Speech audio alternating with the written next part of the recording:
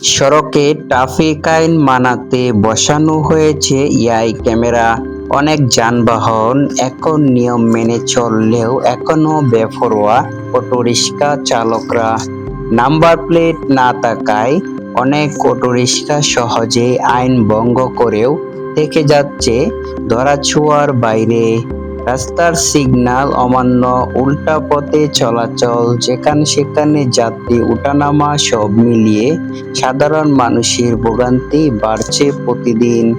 অন্যান্য যানবাহনের চালকরা ক্যামেরার ভয়ে নিয়ম মানলেও অটোরিকশার ক্ষেত্রে সেটা দেখা যাচ্ছে ভিন্ন চিত্র।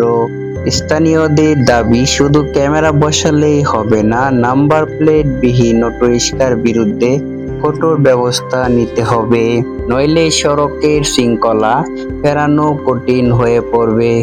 সচেতন মহল বলছে, সবার জন্য একই আইন কার্যকর না হলে ট্রাফিক ব্যবস্থা কখনোই পুরোপুরি নিয়ন্ত্রণে আসবে না।